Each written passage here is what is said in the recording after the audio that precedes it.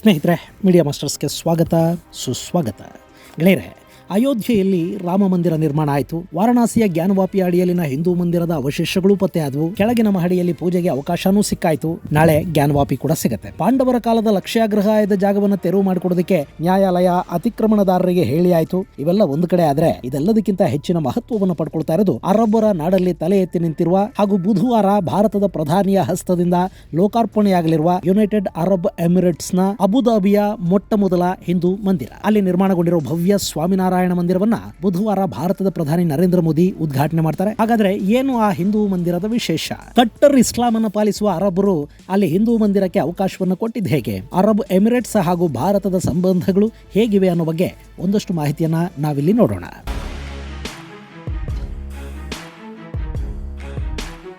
ಗೆಳೆಯರೆ, ಮಂಗಳವಾರ ಮತ್ತು ಬುಧವಾರ ಭಾರತದ ಪ್ರಧಾನಿ ನರೇಂದ್ರ ಮೋದಿ UAE ಪ್ರವಾಸದಲ್ಲಿರ್ತಾರೆ. ಜಾಯದ್ ಸ್ಪೋರ್ಟ್ಸ್ ಸಿಟಿ ಸ್ಟೇಡಿಯಂನಲ್ಲಿ ಸುಮಾರು 60,000 ಭಾರತೀಯರು ಪ್ರಧಾನಿ ಮೋದಿ ಅವರ ಮಾತುಗಳನ್ನ ಕೇಳೋದಕ್ಕೆ ಸೇರ್ತಾ ಇದ್ದಾರೆ. ಅಲ್ಲಿ ಭಾರತದ ಪ್ರಧಾನಿಯ ಸ್ವಾಗತಕ್ಕೆ ವಿಶೇಷ ಕಾರ್ಯಕ್ರಮವನ್ನ ಅನಿವಾಸಿ ಭಾರತೀಯರು ಏರ್ಪಡಿಸಿದ್ದಾರೆ. 400 ಮಂದಿ ಕಲಾವಿದರು ವಿವಿಧ ಸಾಂಸ್ಕೃತಿಕ ಕಾರ್ಯಕ್ರಮಗಳನ್ನ ಅಲ್ಲಿ ಪ್ರದರ್ಶಿಸುತ್ತಾರೆ. ಮರುದಿನ ಅಬುದಾಬಿಯಲ್ಲಿ ನಿರ್ಮಾಣಗೊಂಡಿರುವ ಭವ್ಯ ಹಿಂದೂ ಮಂದಿರವನ್ನ ಪ್ರಧಾನಿ ನರೇಂದ್ರ ಮೋದಿ ಲೋಕಾರ್ಪಣೆಯನ್ನು ಮಾಡ್ತಾರೆ. ಅಲ್ಲಿ ಉದ್ಘಾಟನೆ ಆಗ್ತಾ ಇರೋದು ಅರಬ್ ನೆಲದ ಮೊಟ್ಟ ಮೊದಲ ಬೃಹತ್ ಹಾಗೂ ಭವ್ಯ ಹಿಂದೂ ದೇವಾಲಯ. ಗೆಳೆಯರೆ, ದುಬೈಯಲ್ಲಿ, ಮಸ್ಕತ್ನಲ್ಲಿ, ಬಹ್ರೈನ್ನಲ್ಲಿ ಹಿಂದೂ ದೇವಾಲಯಗಳಿವೆ. ಆದರೂ ಇಷ್ಟು ದೊಡ್ಡ ದೇವಾಲಯ ಅರಬ್ ನೆಲದಲ್ಲಿ ತಲೆ ಎತ್ತುತ್ತಾ ಇರೋದು ಇದೇ ಮೊದಲು. ಹೀಗಾಗಿ ಈ ದೇವಾಲಯದ ಉದ್ಘಾಟನೆ ಕೂಡ ಅತ್ಯಂತ ಮಹತ್ವವನ್ನು ಪಡ್ಕೊಳ್ತಾ ಇದೆ. ಇದು ಎರಡೂ ದೇಶಗಳ ಸಂಬಂಧಗಳನ್ನ ಇನ್ನಷ್ಟು ಗಟ್ಟಿಗೊಳಿಸುವ, ಸಾಂಸ್ಕೃತಿಕ ಹಾಗೂ ಭಾವೈಕ್ಯತೆಯನ್ನ ಹೆಚ್ಚು ಮಾಡುವ ಮಂದಿರ ಅಂತ ಹೇಳಲಾಗ್ತಾ ಇದೆ. ಈ ಮಂದಿರವನ್ನ ನಿರ್ಮಾಣ ಮಾಡ್ತಾ ಇರೋದು BAPS ಅಂದ್ರೆ ಬೋಚಾಸನವಾಸಿ ಅಕ್ಷರ ಪುರುಷೋತ್ತಮ ಸ್ವಾಮಿನಾರಾಯಣ ಸಂಸ್ಥೆ. ಮತ್ತು ಮಂದಿರ ನಿರ್ಮಾಣಕ್ಕೆ ಯುನೈಟೆಡ್ ಅರಬ್ ಎಮಿರೇಟ್ಸ್ ಸರ್ಕಾರ 27 ಎಕರೆಯಷ್ಟು ಜಮೀನನ್ನು ಕೊಟ್ಟಿದೆ. ಅಬುದಾಬಿಯಲ್ಲಿ ತಲೆ ಎತ್ತಿ ನಿಂತಿರೋ ಈ ಮಂದಿರ 108 ಅಡಿಗಳಷ್ಟು ಎತ್ತರ ಇದೆ, 262 ಅಡಿಗಳಷ್ಟು ಉದ್ದ ಮತ್ತು 180 ಅಡಿಗಳಷ್ಟು ಅಗಲವನ್ನು ಹೊಂದಿದೆ. ಸುಮಾರು 400 ಮಿಲಿಯನ್ ದಿರಂ ವೆಚ್ಚದಲ್ಲಿ ಈ ಮಂದಿರವನ್ನ ನಿರ್ಮಾಣ ಮಾಡಿದ್ದಾರೆ. ಸುಮಾರು 27 ಎಕರೆ ವಿಸ್ತೀರ್ಣದಲ್ಲಿ ಚಾಚಿಕೊಂಡಿರುವ ಈ ಮಂದಿರ ಕಾಂಪ್ಲೆಕ್ಸ್ ಹಲವಾರು ವೈಶಿಷ್ಟ್ಯಗಳನ್ನು ಹೊಂದಿರುತ್ತೆ. ಇಲ್ಲಿ ವಿಶಾಲವಾದ ಥೀಮ್ ಪಾರ್ಕ್ಗಳನ್ನು ನಿರ್ಮಾಣ ಮಾಡಿದ್ದಾರೆ. ಬೃಹತ್ ಅಧ್ಯಯನ ಕೇಂದ್ರ ಇರುತ್ತೆ. ಸನಾತನ ಧರ್ಮಕ್ಕೆ ಸಂಬಂಧಪಟ್ಟ ಗ್ರಂಥಗಳನ್ನು ಒಳಗೊಂಡ ಒಂದು ಬೃಹತ್ ಗ್ರಂಥಾಲಯ, ಕ್ರೀಡಾಂಗಣ, ಫುಡ್ ಕೋರ್ಟ್, ಬುಕ್ಸ್ ಮತ್ತು ಗಿಫ್ಟ್ ಸೆಂಟರ್, ಹೀಗೆ ಸಾಕಷ್ಟು ವ್ಯವಸ್ಥೆಗಳನ್ನ ಇದು ಒಳಗೊಂಡಿದ್ದು ಧರ್ಮದ ಜೊತೆಗೆ ಒಂದು ಅತ್ಯುತ್ತಮ ಪ್ರವಾಸಿ ಕೇಂದ್ರ ಅಂತ ಕೂಡ ಇದು ಅನ್ನಿಸ್ಕೊಳ್ಳುತ್ತೆ. ಹಾಗೆ ಸನಾತನ ಧರ್ಮದ ಬಗ್ಗೆ ಅರ್ಥ ಮಾಡ್ಕೊಳ್ಳೋದಕ್ಕೆ ಪ್ರತಿಯೊಬ್ಬರಿಗೂ ಅನುವಾಗುವ ಹಾಗೆ ಇದನ್ನ ರೂಪಿಸಲಾಗ್ತಾ ಇದೆ. ಅಲ್ಲಿ ಎಲ್ಲ ಮತಗಳ ಜನಕ್ಕೂ ಪ್ರವೇಶವನ್ನು ಕೊಡಲಾಗ್ತಾ ಇದೆ. ಅವರಿಗೆ ಹಿಂದೂ ಧರ್ಮದ ಪರಿಚಯವನ್ನು ಕೂಡ ಇಲ್ಲಿ ಮಾಡಿಕೊಡ್ತಾರೆ.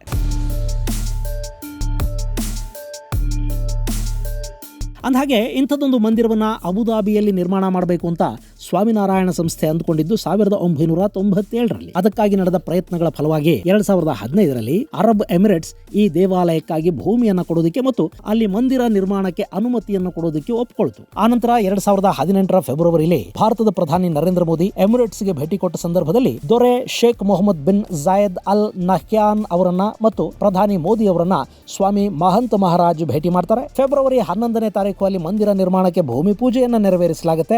ಆ ನಂತರ ಚೈನಾ ವೈರಾಣುವಿನ ಕಾಟ ಹಾಗೂ ನಾನಾ ಸಮಸ್ಯೆಗಳ ನಡುವೆ ಕೂಡ ಅಲ್ಲಿ ಮಂದಿರ ನಿರ್ಮಾಣ ಕಾರ್ಯ ಅತ್ಯಂತ ವೇಗವಾಗಿ ನಡೀತಾ ಹೋಗುತ್ತೆ. ಹೇಗೆ ಅಯೋಧ್ಯೆಯಲ್ಲಿ ರಾಮ ಮಂದಿರವನ್ನು ನಿರ್ಮಾಣ ಮಾಡಿದಾರೋ ಅದೇ ರೀತಿ ಅಬುದಾಬಿಯಲ್ಲಿ ಕೂಡ ಒಂದೇ ಒಂದು ತುಂಡು ಕಬ್ಬಿಣವನ್ನು ಬಳಸದೆ ಮಂದಿರ ನಿರ್ಮಾಣ ಮಾಡಲಾಯಿತು. ಸಿಮೆಂಟ್ ನ ಪ್ರಮಾಣವನ್ನ ಕಡಿಮೆ ಮಾಡಿ ಹಾರುವ ಬೂದಿಯನ್ನ ಮಂದಿರ ನಿರ್ಮಾಣಕ್ಕೆ ಬಳಕೆ ಮಾಡಿದ್ದಾರೆ. ಆ ಮೂಲಕ ಮಂದಿರವನ್ನ ಸಾಧ್ಯವಾದಷ್ಟು ನೇಚರ್ ಫ್ರೆಂಡ್ಲಿ ಆಗಿ ನಿರ್ಮಾಣ ಮಾಡಲಾಗಿದೆ. ಇನ್ನು ಈ ಮಂದಿರದ ನಿರ್ಮಾಣಕ್ಕಾಗಿ ಭಾರತದಿಂದ ಅಮೃತ ಶಿಲೆಗಳನ್ನ ಅಬುದಾಬಿಗೆ ತರಿಸಿಕೊಳ್ಳಲಾಯಿತು. ಸುಮಾರು 700 ಕಂಟೈನರ್ಗಳಲ್ಲಿ ಈ ಶಿಲೆಗಳನ್ನ ಭಾರತದಿಂದ ಅಬುದಾಬಿಗೆ ಸಮುದ್ರ ಮಾರ್ಗದ ಮೂಲಕ ಕಳುಹಿಸಿಕೊಡಲಾಯಿತು. ರಾಜಸ್ಥಾನ ಹಾಗೂ ಗುಜರಾತ್ನ ಶಿಲ್ಪಿಗಳು ಕಂಬಗಳ ಮೇಲಿನ ಕೆತ್ತನೆಗಳನ್ನು ಮಾಡಿದ್ರು. ಜೊತೆಗೆ ಇಲ್ಲಿ ಕೆತ್ತನೆ ಕೆಲಸ ಮಾಡಿದ ಕಂಬಗಳು ಕೂಡ ಅಲ್ಲಿಗೆ ಹೋದ್ವು. ಈ ಇಡೀ ಮಂದಿರ ಕಲ್ಲಿನಿಂದ ನಿರ್ಮಾಣಗೊಂಡಿದೆ, ಅಯೋಧ್ಯೆಯ ಮಂದಿರದ ಹಾಗೆ. ಈಗ ಮಂದಿರ ನಿರ್ಮಾಣದ ಎಲ್ಲ ಕಾಮಗಾರಿಗಳು ಪೂರ್ಣಗೊಂಡಿದ್ದು ಅದರ ಉದ್ಘಾಟನಾ ಕಾರ್ಯವನ್ನ ಪ್ರಧಾನಿ ನರೇಂದ್ರ ಮೋದಿ ಅವರು ಫೆಬ್ರವರಿ 14ನೇ ತಾರೀಕು ಮಾಡ್ತಾ ಇದ್ದಾರೆ. ಗೆಳೆಯರೆ, ಇಲ್ಲಿ ಅರಬ್ ಎಮಿರೇಟ್ಸ್ ಅಲ್ಲಿ ನಿರ್ಮಾಣವಾಗ್ತಾ ಇರುವ ಹಿಂದೂ ಮಂದಿರದ ಬಗ್ಗೆ ತಿಳ್ಕೊಳ್ಳುವಾಗ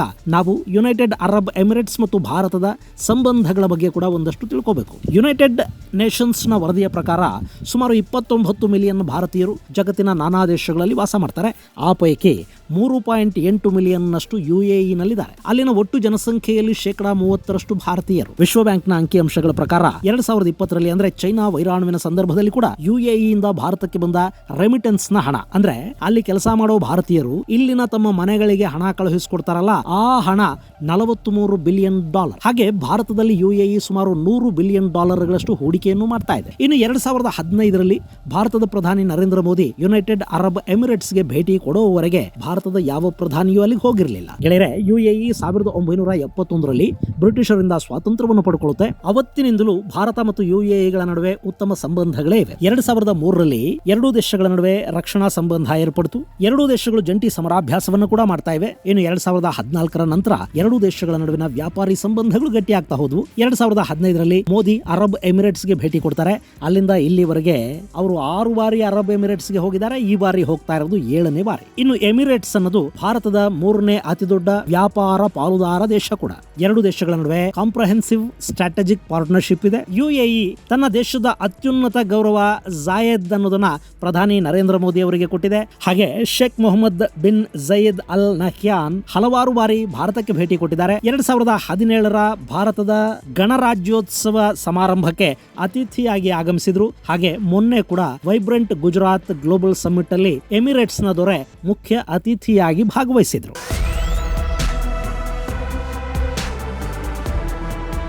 ಇನ್ನು ಇತ್ತೀಚೆಗಷ್ಟೇ ಯುನೈಟೆಡ್ ಅರಬ್ ಎಮಿರೇಟ್ಸ್ ಜಮ್ಮು ಕಾಶ್ಮೀರದಲ್ಲಿ ಹಾಗೂ ಉತ್ತರ ಪ್ರದೇಶದಲ್ಲಿ ಹೂಡಿಕೆಗಳನ್ನ ಮಾಡೋದಕ್ಕೆ ಮುಂದಾಗ್ತಾ ಇದೆ. ಇಲ್ಲಿ ಮತ್ತೊಂದು ಗಮನಾರ್ಹ ಅಂಶ ಅಂದ್ರೆ ಭಾರತ ಕಾಶ್ಮೀರಕ್ಕಿದ್ದ ವಿಶೇಷ ಸ್ಥಾನಮಾನ ಆರ್ಟಿಕಲ್ 370 ಮತ್ತು 35A ಅನ್ನ ರದ್ದು ಮಾಡ್ತಲ್ಲ, ಆ ಸಂದರ್ಭದಲ್ಲಿ ಭಾರತದ ಬೆನ್ನಿಗೆ ನಿಂತ ಮೊಟ್ಟ ಮೊದಲ ಇಸ್ಲಾಮಿಕ್ ದೇಶ ಈ ಯುನೈಟೆಡ್ ಅರಬ್ ಎಮಿರೇಟ್ಸ್. ಅವತ್ತು ಅರಬ್ ಎಮಿರೇಟ್ಸ್ ನ ಭಾರತದ ರಾಯಭಾರಿ ಡಾಕ್ಟರ್ ಆಲ್ ಬನ್ನಾ ಆರ್ಟಿಕಲ್ 370 ಅನ್ನ ರದ್ದುಪಡಿಸಿದ್ದು ಭಾರತದ ಆಂತರಿಕ ವಿಷಯ, ನಾವ್ಯಾರು ಮೂಗು ತೋರಿಸಬೇಕು ಅಗತ್ಯ ಇಲ್ಲ ಅನ್ನೋ ಹೇಳಿಕೆಯನ್ನು ಕೊಡುವ ಮೂಲಕ ಜಗತ್ತಿನ ಇಸ್ಲಾಮಿಕ್ ದೇಶಗಳು ಈ ವಿಷಯದಲ್ಲಿ ಹೇಗೆ ವರ್ತಿಸಬೇಕು ಅನ್ನೋದಕ್ಕೆ ಒಂದು ದಾರಿಯನ್ನ ಹಾಕಿಕೊಟ್ರು. ಹಾಗೆ 2014ರಿಂದ ಕೂಡ ಭಯೋತ್ಪಾದನೆಯ ವಿರುದ್ಧದ ಭಾರತದ ಸಮರ ಏನಿದೆ ಅದರಲ್ಲೂ ಅರಬ್ ಎಮಿರೇಟ್ಸ್ ಪಾಲುದಾರಿಕೆಯನ್ನು ಹೊಂದಿದೆ. ಡಿಸೆಂಬರ್ 2020ರಲ್ಲಿ ಪಾಕಿಸ್ತಾನದ ISI ಬೆಂಬಲಿತ ಭಯೋತ್ಪಾದಕರು ದೆಹಲಿಯ ಮೇಲೆ ದಾಳಿ ಮಾಡೋದಕ್ಕೆ ರೂಪಿಸಿದ್ದ ಸಂಚನ್ನ ಭಾರತ ಇದೇ UAE ನೆರವಿನೊಂದಿಗೆ ವಿಫಲಗೊಳಿಸಿತು. ಅವತ್ತು 3 ಮಂದಿ ಹಿಜ್ಬುಲ್ ಮುಜಾಹಿದೀನ್ ಹಾಗೂ 2 ಖಲಿಸ್ತಾನಿ ಉಗ್ರರನ್ನ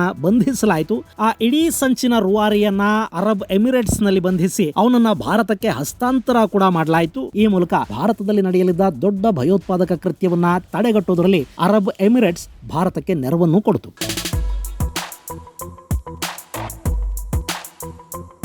ಇನ್ನು ಮೊನ್ನೆ ಅಂದ್ರೆ 2024ರ ಜನವರಿ 4ನೇ ತಾರೀಕು ರಾಜಸ್ಥಾನದಲ್ಲಿ ಯುನೈಟೆಡ್ ಅರಬ್ ಎಮಿರೇಟ್ಸ್ ಹಾಗೂ ಭಾರತದ ಸೇನೆಗಳು ಜಂಟಿಯಾಗಿ ಡೆಸರ್ಟ್ ಸೈಕ್ಲೋನ್ ಹೆಸರಿನ ಯುದ್ಧಾಭ್ಯಾಸವನ್ನು ಕೂಡ ಮಾಡಿದ್ದಾರೆ. ಇದು ಅರಬ್ ಎಮಿರೇಟ್ಸ್ ಹಾಗೂ ಭಾರತದ ನಡುವಿನ ಅತ್ಯುತ್ತಮ ಸಂಬಂಧಗಳ ಕುರಿತಾದ ಒಂದು ಸ್ವಲ್ಪ ಮಾಹಿತಿ. ಇನ್ನೀಗಲ್ಲಿ ನಿರ್ಮಾಣವಾಗಿರೋ ಮಂದಿರ ಇದೆಯಲ್ಲ, ಅದನ್ನ BAPS ನಿರ್ಮಾಣ ಮಾಡಿದೆ. ಈ BAPS ಅಂದ್ರೆ ಬೋಚಾಸ್ ನಿವಾಸಿ ಅಕ್ಷರ ಪುರುಷೋತ್ತಮ ಸ್ವಾಮಿ ನಾರಾಯಣ ಸಂಸ್ಥೆ ಜಗತ್ತಿನ ನಾನಾ ದೇಶಗಳಲ್ಲಿ ತನ್ನ ಮಂದಿರಗಳನ್ನ ಕಾರ್ಯಕ್ಷೇತ್ರಗಳನ್ನ ಹೊಂದಿದೆ. ವಿಶ್ವದಾದ್ಯಂತ ಈ ಸಂಸ್ಥೆಯ ಸುಮಾರು 1200 ಮಂದಿರಗಳಿವೆ. ಹಾಗೆ 3850 ಸೆಂಟರ್ಗಳನ್ನ ಇದು ನಡೆಸ್ತಾ ಇದೆ.